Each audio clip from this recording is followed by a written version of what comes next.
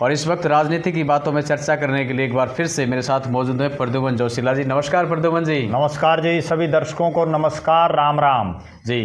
और एक बार फिर से दर्शकों का धन्यवाद कर देता हूं जी कि हमारे YouTube चैनल को आप अच्छा देखते हैं, शेयर करते हैं और जितना हो सके वीडियो को शेयर जरूर करें और चैनल को सब्सक्राइब करें। जिन्होंने नहीं किया, जिन्होंने कर रखा, उनका बहुत बहुत धन्यवाद। इस लाइन से चिढ़ना मत, क्योंकि आप हमारे परिवार का सदस्य हैं और मेरा कहने का ये हर वीडियो में हक बनता है और मैं कहूँगा। क्यों प्रद्युमन जी? जी। और कमेंट्स भी आप लोग अच्छा जरूर करें जी। चलो, आज का जो विषय रहेगा वो एक तरीके से देखा जाए राजनीति की बातों में पिछले कई दिनों से, जब से कांग्रेस चुनाव हारी है तब से लेकर के मंथन का दौर जारी है जी। और ये मंथन करने के लिए कमेटियां बनाई जा रही हैं जी।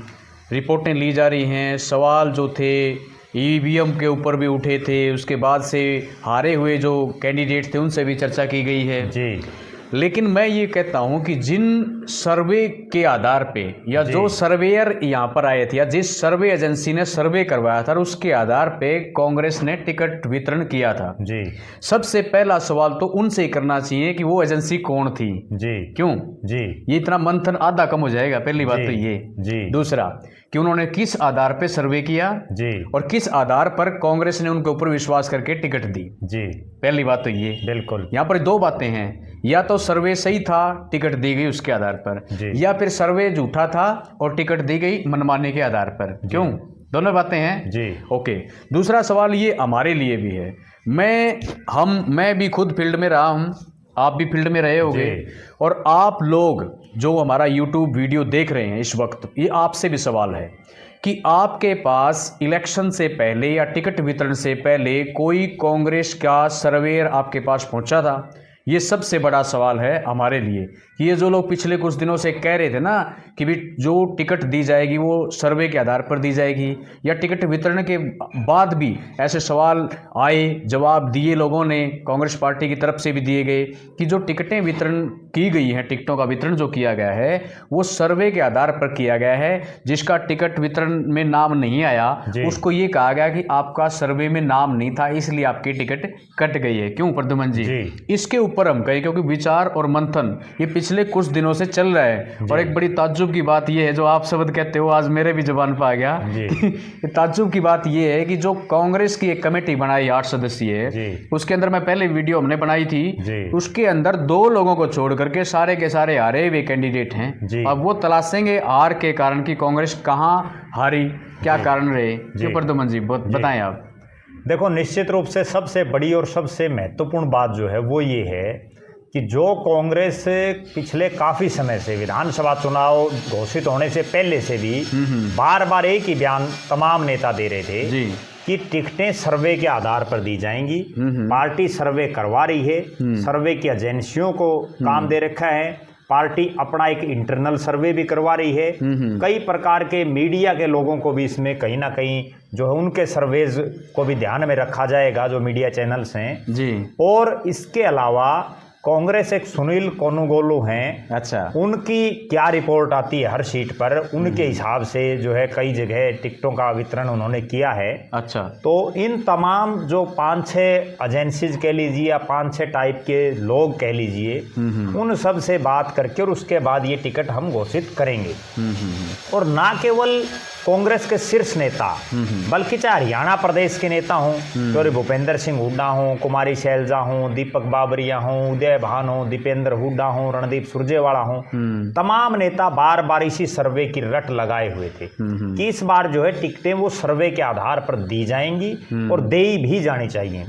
और जब कांग्रेस पार्टी के प्रदेश अध्यक्ष उदय भान जी ने आवेदन के लिए आमंत्रित किया कि हरियाणा प्रदेश से कौन कौन आदमी टिकट मांग रहा अलग अलग हलकों से जी, लगभग 3000 लोगों ने 90 विधानसभा क्षेत्रों में आवेदन किया जी। और 2 विधानसभा क्षेत्र तो ऐसे थे जो बड़ी अचंभे की बात है, जहां 80 के आसपास लोगों ने टिकटों के लिए आवेदन किया था इंद्री, और जिनमें सबसे जो महत्वपूर्ण सीट थी वो थी जुलाना। और जुलाना में जिन्होंने आवेदन किया उनमें से एक को भी टिकट नहीं दी। ठीक बात है। तो वो कहाँ गया सर्वे और कहाँ आवेदन? बिल्कुल। किस तरह से लोगों को मूर्ख बनाने का काम किया जा रहा है, नेताओं को मूर्ख बनाया जा रहा है जी। अब जो मुख्य मुद्दा है आज का कि ये सर्वे वाले जी, अब कांग्रेस पार्टी ने घोषित कर दिया कि हम सर्वे के आधार पर टिकटें देंगे। भारतीय जनता पार्टी भी इसी तरह के सर्वे कराती है, बहुत सी सर्वे एजेंसीज, और उनको सैकड़ों या हजारों में रुपए नहीं दिए जाते, लाखों करोड़ों रुपए में जो है इतना इन चीज़ों का खर्चा होता है। और पूरे हरियाणा प्रदेश की 90 सीटों पर वे कौन जिताऊ प्रत्याशी है उसका आप हमें सर्वे ला करके दो। बिल्कुल। उन्होंने क्या सर्वे दिया? पहली बात तो ये होनी चाहिए, पारदर्शिता होनी चाहिए हर पार्टी में। ठीक बात। कि जो आपका सर्वे आया है आप उसको कम से कम ओपन तो करो, ताकि जिन लोगों को टिकट नहीं मिली जी। और जिन बेचारे कांग्रेसियों ने 20-20 हज़ार रुपए उस आवेदन के लिए लगा रखे थे, उनका पेटा तो भर जाएगा कम से कम। भाई हमारा तो सर्वे में नाम नहीं आया। ठीक बात। अब वो कोई सर्वे की रिपोर्ट ओपन नहीं, सब मनगढ़ंत कहानियां। बिल्कुल। और उसके बाद हुआ क्या? अगर उस सर्वे की रिपोर्टों के आधार पर ये टिकटें दी गई हैं, चाहे वह सर्वे एजेंसीज द्वारा करवा गया, कांग्रेस का इंटरनल सर्वे हुआ, या विभिन्न अन्य सोर्सेज से जो भी इनपुट आया जी, अगर उनके आधार पर करवाया गया है, तो इसका मतलब कांग्रेस की प्रदेश में कोई हवा और आंधी नहीं थी, केवल जो है फिजूली बातें थी। तो अगर वो सर्वे के आधार पर टिकटार्थी उतारे गए, प्रत्याशी उतारे गए, तो ये 90 में से 37 क्यों जीते? ठीक बात है। अगली बड़ी बात, और जो बड़ी गंभीर बात है, क्या उस सर्वे एजेंसी ने कहीं ये दर्शाया कि बारडा से सोमवीर शोराण को टिकट दी जाए? हाँ। क्या उस सर्वे एजेंसी ने ये दर्शाया कि जुलाना से विनेश फोगाट ही जिताऊ हैं? बिल्कुल। क्योंकि जिस जुलाना में 80 के आसपास लोग टिकट मांग रहे थे, और उस जुलाना में तो गांव कम हैं, टिकटार्थी ज़्यादा थे, यह हालात थी। इसके अलावा बहुत से ऐसे विधानसभा क्षेत्र हैं जिनमें इस तरह से टिकटें दी गई कि जो जिताऊ प्रत्याशी थे उनकी बजाय कमज़ोर लोगों को उतारा गया। अब मैं आपको 3-4 उदाहरण बताता हूं दर्शकों को। तिगांव की विधानसभा सीट है, ललित नागर का सबको ये पता था कि ये सबसे मजबूत, इससे मजबूत कोई नहीं है। तो क्या उस सर्वे में उनका नाम नहीं आया? ठीक बात है। अगर उनका नाम आया सर्वे में, तो ये गड़बड़ किसने की, टिकट किसने काटी? ठीक बात। अगर उनका नाम सर्वे में नहीं आया, तो इसका मतलब आपकी सर्वे एजेंसीज टोटल फेलियर साबित हुई। हाँ, बिल्कुल सही बात है। उनके मुकाबले जिन नागर साहब को टिकट दी, ललित नागर की टिकट काट करके जी, उनकी तो बुरी तरह से हार हुई है, जबकि ललित नागर 2 नंबर पर बड़ी क्लोज फाइट में आ रहे हैं। ठीक बात। दूसरा उदाहरण मैं आपको दूं, बल्लभगढ़ की सीट थी, शारदा राठौड़ की टिकट काटी गई, और वहां जिन पराग शर्मा को टिकट मिली, उनके आप हालात देखिए, उनको कितने वोट मिले। ठीक बात। इतनी बुरी हार कांग्रेस जैसी पार्टी की, और वो भी इतनी आंधी में, जब इससे ज्यादा आंधी नहीं आ सकती कांग्रेस बिल्कुल, की। बिल्कुल। जब बीजेपी का 10 साल के राज से लोग एंटी इनकम्बेंसी इतनी भयंकर थी, जिसको खुद बीजेपी के नेता तक भी मान रहे थे कि इस बार कुछ भी हो सकता है। हाँ, बिल्कुल। ये 2 उदाहरण हो गए। तीसरा उदाहरण अंबाड़ा कैंट, चित्रा सरवारा की टिकट काटना। कितनी बड़ी, कहाँ हैं वो सर्वे करने वाले लोग जिन्होंने वहां से, जिन परी साहब को टिकट मिली, उनकी तो बड़ी बुरी हालात रही चुनाव में। ठीक बात है। ये 3 तो मैंने आपको मेन बात बताई है। अब उसके अलावा बवानीखेड़ा, क्या बवानीखेड़ा विधानसभा क्षेत्र में जो 2 लाख के आसपास मतदाता हैं, उनमें से मैं बड़े दावे के साथ ये बात कह सकता हूं कि कोई मुट्ठी भर चुनिंदा जो राजनीतिक आदमी हो, उनको तो भले ही पता हो कि कौन प्रदीप नरवाल है। ठीक बात है। नहीं तो उस हल्के में ये पता ही नहीं कौन प्रदीप नरवाल। जी, बिल्कुल सही। और प्रदीप नरवाल को ये नहीं पता मिलेगा कि बवानीखेड़ा गांव में चुनाव से पहले, और प्रदीप नरवाल छोड़िए, मैं बड़ी एक खास बात बताऊं, हरियाणा प्रदेश के 99% नेताओं को ये नहीं पता मिलेगा कि बवानीखेड़ा में एक सै गांव है, एक सुमड़ा खेड़ा है, वो है कहाँ। ठीक बात है।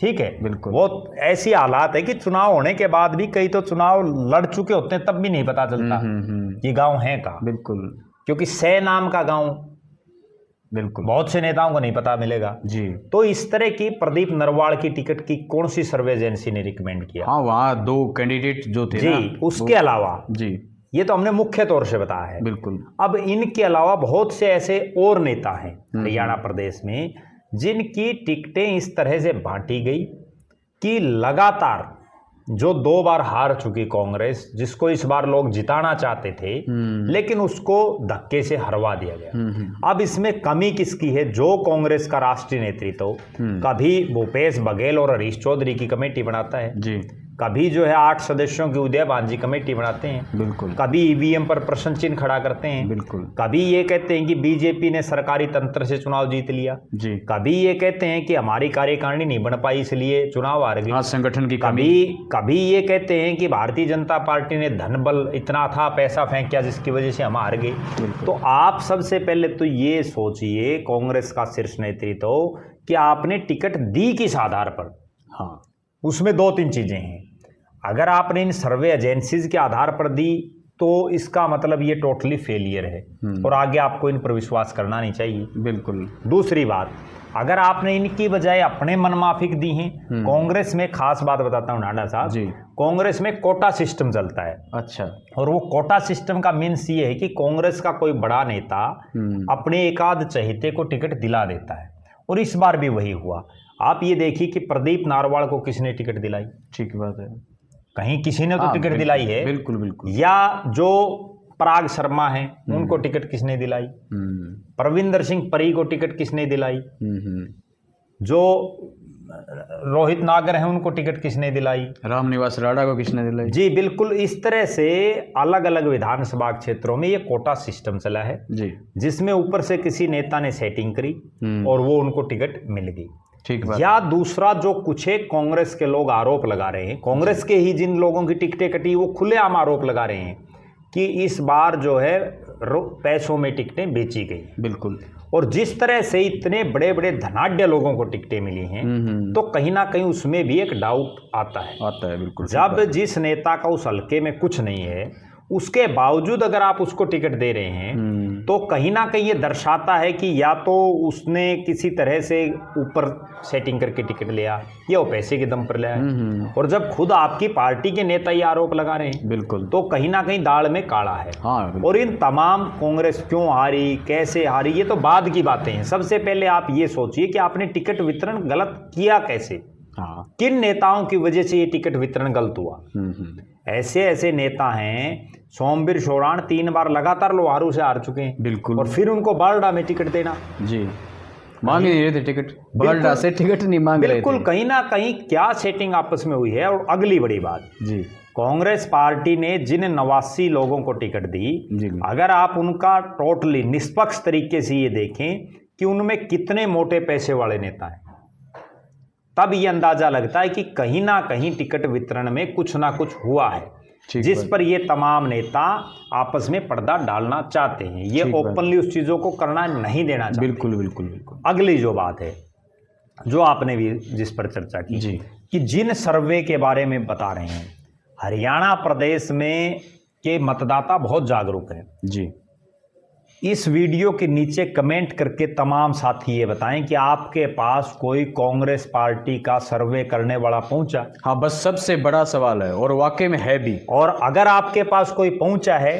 तो आप अपना नाम, अपना हल्का उस पर मेंशन करें। बिल्कुल। और अगर नहीं पहुंचा आपके पास जी, तो क्योंकि जो YouTube पर जुड़े हुए हैं जी, बिल्कुल, या सोशल मीडिया पर जो जुड़े हुए हैं वो लोग निश्चित रूप से एक्टिव हैं। हाँ, बिल्कुल। अगर उन्हीं के पास लोग नहीं पहुंचे सर्वे वाले तो कहीं ना कहीं वो कहीं नहीं गए। जी, बिल्कुल। आप खुद तमाम दर्शकों को ये हमारा अनुरोध है कि आप ये अवश्य बताएं कि इस विधानसभा के चुनाव में आपके पास कोई कांग्रेस पार्टी का सर्वे करने वाला कोई पहुंचा, वो चाहे इंटरनल कांग्रेस के हों या कोई सर्वे एजेंसीज हों। बिल्कुल, तब जो है ये पता चलेगा, वरना तो होता क्या है।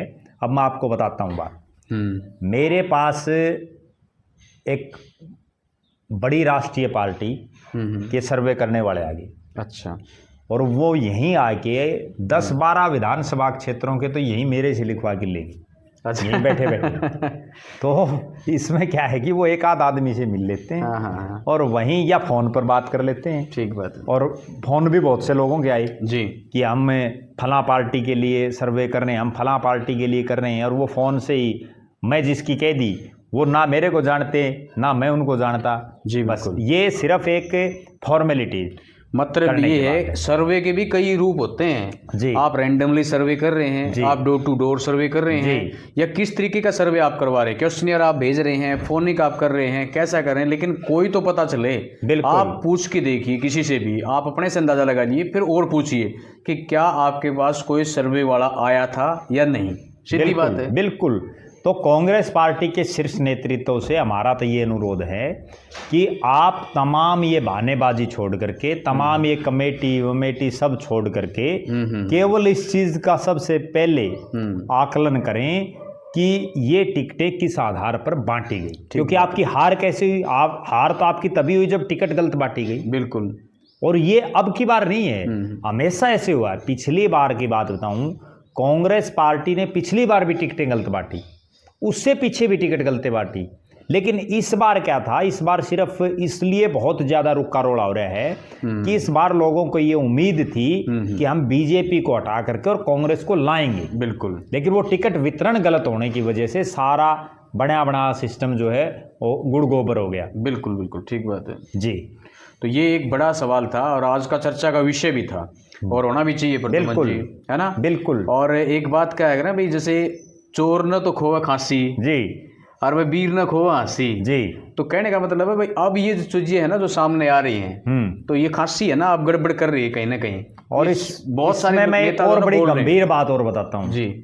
दीपक बाबरिया जब हरियाणा प्रदेश के प्रभारी बने, उसके बाद उन्होंने प्रत्येक जिले में और प्रत्येक विधानसभा क्षेत्र पर अपना गुजरात से ला करके, कोई दिल्ली से, कोई पंजाब से, इस तरह से कांग्रेस पार्टी के यहाँ जो है पर्यवेक्षक टाइप में, जो ऑब्जर्वर टाइप में यहाँ लोग भेज दिए। ठीक है। कोई किसी को लोकसभा का संयोजक, किसी को जिले का संयोजक, किसी को विधानसभा का संयोजक, इस तरह से।